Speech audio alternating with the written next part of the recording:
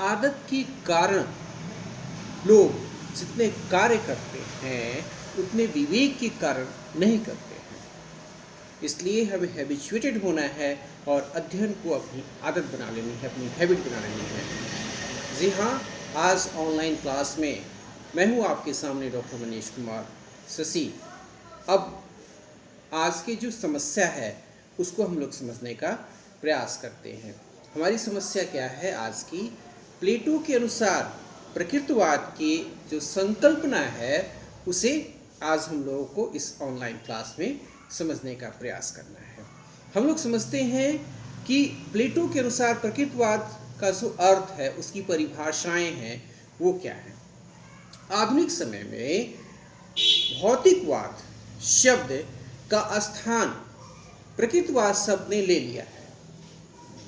सामान्य रूप से प्रकृतिवाद वह विचारधारा है जो प्रकृति के अलावा किसी अन्य तत्व को यथार्थ नहीं मानती और न तो प्रकृति से पूरे तथा इंद्रिय अनुभव से परे किसी का अस्तित्व ही है।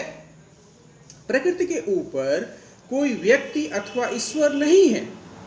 घटनाओं के संगठन में प्रकृति के अन्य किसी का हस्तक्षेप भी हम नहीं पाते हैं। प्रकृतिवाद एक भौतिकवादी दर्शन है।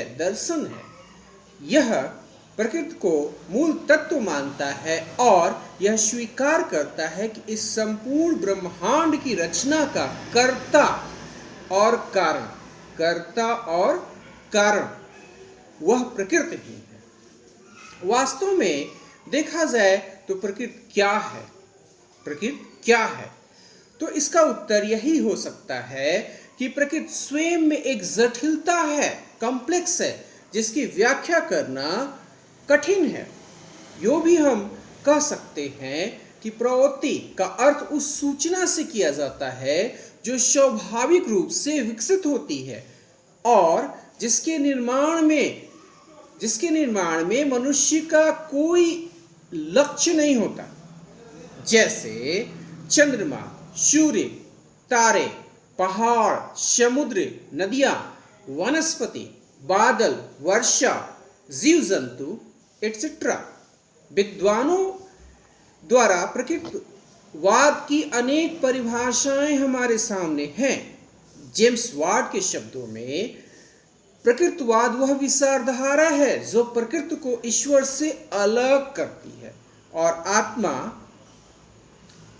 को पदार्थ अथवा भौतिक तत्व के अधीन मानती है और अपरिवर्तनशील नियमों को वो सर्वोच्च स्थान देती है। कुछ चीज़ें हम लोग सीखते हैं मोरल स्टडी के रूप में। मेरे पिताजी अक्सर कहा करते थे, जब कोई अपने से बड़ा पुकारे तो क्या हाँ हमें नहीं कहना चाहिए। इसकी जगह जी हाँ, जी अथवा आज्ञा कहकर पूछना चाहिए। ये हमारे भारतीय सभ्यता संस्कृति की पहचान है और पिताजी अक्सर मुझे सभ्यता संस्कृति से जोड़ा करते थे। मैं भी चाहूँगा कि आप उनकी अच्छी चीज़ों को अपनाएं, उनके पद चिन्हों पर आप भी चलें। आदर्श किसे कहते हैं, ये मोरल स्टडी हम लोग समझने का प्रयास करेंगे।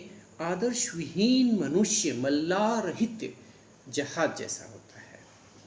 मैं जो कहूँ वही आदर्श है। ऐसा करने वाला व्यक्ति सर्वनाश को आमंत्रित करता है।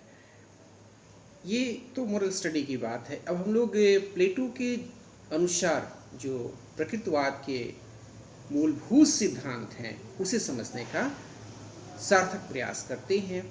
नंबर 1 में वो क्या कहते हैं? मनुष्य संसार का सर्वश्रेष्ठ प्राणी है। प्रकृतिवादी मनुष्य को संसार की श्रेष्ठतम रचना भी स्वीकार करता है। नेक्स्ट, सुख पूर्वक जीना मनुष्य का उद्देश्य है। प्रकृतिवादी आदर्श की तरह मनुष्य जीवन के किसी अंतिम उद्देश्य में विश्वास नहीं करता। मनुष्य अपनी परिस्थितियों में संघर्ष करता है, स्ट्रगल करता है। संघर्ष इसलिए करता है क्योंकि प्रत्येक मनुष्य को सुखपूर्वक जीने की अभिलाषा होती है, अतः वह अपनी परिस्थितियों का निर्माता भी कहा जा सकता है।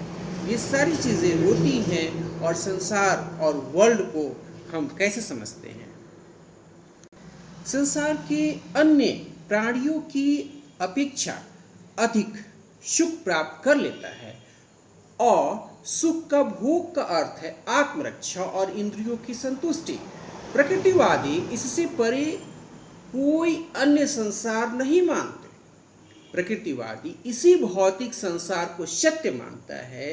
विज्ञान यह सिद्ध कर चुका है कि पदार्थ न कभी बनता है और न उसका नाश होता है, वरन उसका जो रूप है वो परिवर्तित होता रहता है। अतः भौतिक संसार को नाशवान और असत्य कैसे कहा जा सकता है, जबकि यह संसार प्राकृतिक रचना है और इंद्रियों से ही इसका प्रत्यक्षीकरण होता है। नेक्स्ट 4 नंबर, आत्मा और परमात्मा की अलग कोई सत्ता नहीं है। प्रकृतिवादियों का विचार है कि आत्मा और परमात्मा का कोई अस्तित्व नहीं होता, क्योंकि यह संसार प्रकृति द्वारा निर्मित है और यह निर्माण कार्य निश्चित नियम के अनुसार होता है। नेक्स्ट 5, प्राकृतिक जीवन में सामर्थ्य, समायोजन और परिस्थितियों पर नियंत्रण का महत्व है। प्रकृतिवादियों ने इस तथ्य पर भी विचार किया है कि प्राकृतिक जीवन के लिए एक मनुष्य में किन किन शक्तियों का विकास होना चाहिए।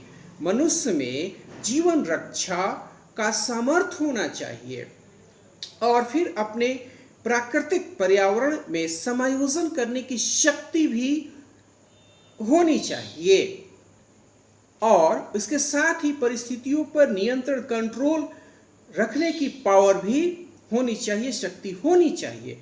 नंबर नेक्स्ट अब देखते हैं तो मानव विकास का क्रम प्राकृतिक है।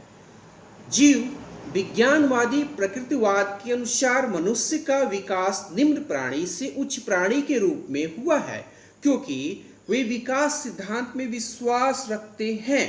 7, यह ब्रह्मांड एक प्राकृतिक रचना है। प्रकृतिवादियों के अनुसार इस संसार का कर्ता और कारण स्वयं प्रकृति है, और प्रकृतिवादी प्रकृति को संपूर्ण तत्व मानते हैं। यह सत्य है कि प्राकृतिक पदार्थों के मिलन से संसार की रचना होती है और उनके विघटन से उसका नाश होता है।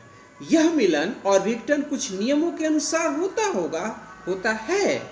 इसी को प्राकृतिक परिवर्तन कहते हैं। कुछ नैतिक शिक्षा की बातों को हम लोग देखते हैं। ये निश्चित रूप से जो शिक्षार्थी हैं, प्रशिक्षु हैं, स्टूडेंट्स हमारे हैं, उन तक ये जानी चाहिए। भगवान बुद्ध क्या कहते हैं? अभिलाषा सब दुखों का मूल है, इसलिए हमें अभिलाषा नहीं, कर्मयोगी बनना चाहिए, भाग्ययोगी नहीं, हमेशा मेहनत करना चाहिए। नेक्स्ट, बुरी आदतों से हमारी शुद्धता का अभ्यास होता है। डॉक्टर एडलर ने ये चीज़ें हम लोगों को सिखलाई है। इन सारे महापुरुषों की जो युक्तियां हैं, ये निश्चित रूप से हमारे जीवन के लिए प्रेरणादायी है। इससे हमें कुछ हमेशा सीखना चाहिए, और छात्र जीवन से ही सीखने का सार्थक प्रयास करना चाहिए। हमेशा बुजुर्गों की बातों को सुनना चाहिए। निश्चित रूप से वो अपने जीवन के अनुभव हमें शेयर करते हैं और वो काफ़ी लाभप्रद भी होता है। कला, आर्ट, दांते के क्या विचार है? कला जहाँ तक संभव होता है प्रकृति का अनुकरण करती है। उसी प्रकार जिस प्रकार शिष्य गुरु का अनुकरण करता है, अतः तुम्हारी कला ईश्वर की अनुकृति होनी चाहिए।